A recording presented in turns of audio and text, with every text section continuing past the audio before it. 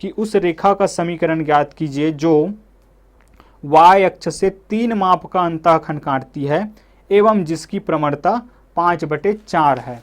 5/4 है, तो इसको भी देख लेते हैं हम। यही क्वेश्चन है आपका, क्या क्वेश्चन नंबर 6 है ये, कि दिया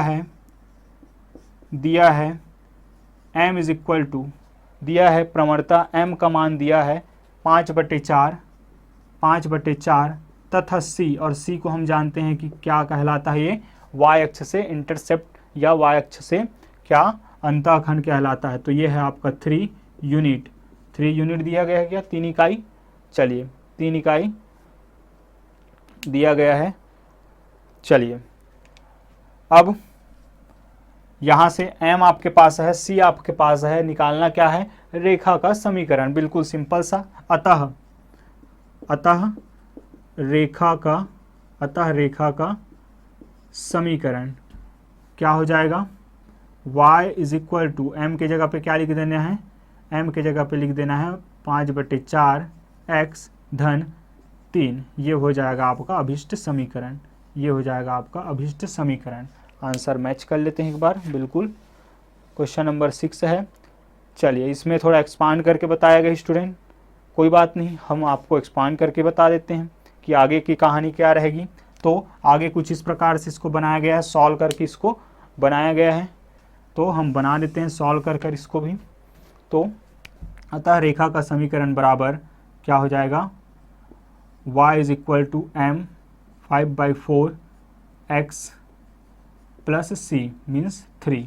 यहाँ से इसको सॉल्व किया गया है। सॉल्व कैसे करते हैं, इसके नीचे कुछ नहीं मतलब 1, दोनों का अगर हम क्या ले लेंगे, एलसीएम ले लेंगे, तो क्या आ जाएगा, y इज इक्वल टू, इन दोनों का एलसीएम आ जाएगा 4, और 4 को 4 से अगर हम क्या करेंगे, भाग करेंगे, तो आएगा 1, और 1 को अगर 5x से हम मल्टीप्लाई करेंगे तो ऊपर आएगा 5x, प्लस 4 को अगर 1 से डिवाइड करेंगे तो 4, और 4 3 ज़ा 12, 4 3 ज़ा 12। इस तरीके से आपको मिलेगा, ये इधर डिवाइड में है, इधर आएगा तो मल्टीप्लाई में, 4y is equal to 5x plus 12, या यहाँ से मैं लिख सकता हूँ कि 4y माइनस 5x, इस पूरे टर्म को अगर मैं इधर लेके आऊँ तो क्या हो जाएगा, -12 इज इक्वल टू 0। ये रहे आंसर। अब आगे पीछे और किया जा सकता है, x वाले को पहले या y वाले को पहले। क्या दिया गया है क्वेश्चन में, क्वेश्चन का आंसर दिया गया है 5x minus 4y, 5x minus 4y plus 12 is equal to 0। बस वही कहानी है कि आपने क्या कर दिया, यहाँ से माइनस कॉमन ले लेंगे, माइनस साइन जब कॉमन ले लिया जाएगा तो ये माइनस प्लस में बदल जाएगा, ये माइनस प्लस में बदल जाएगा, और ये प्लस माइनस में बदल जाएगा।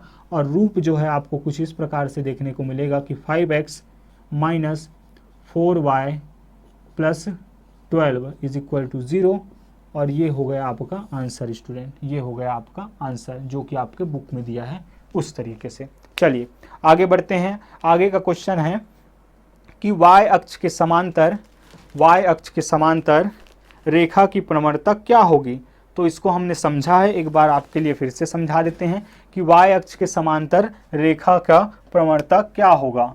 तो ये रहा हमारे पास y अक्ष, ये रहा y अक्ष, और ये रहा x अक्ष, ये x ये y। मैंने कहा कि y अक्ष के समांतर ये रही रेखा, हम जानते हैं कि इसके साथ बना रहा है ये एंगल 90 डिग्री का, जो कि इसके झुकाव को दर्शाता है। झुकाव मीन्स थीटा को, और टेन थीटा का मान अगर मैं देखूं तो टेन थीटा, और थीटा के जगह 90, तो 90 डिग्री का मान होता है आपका इनफाइनाइट। तो इसका आएगा अपरिभाषित, आंसर जो होगा अपरिभाषित होगा। बेसिक वीडियो लेक्चर्स में हमने इसको देखा है, अपरिभाषित, अनडिफाइंड इसका वैल्यू आएगा।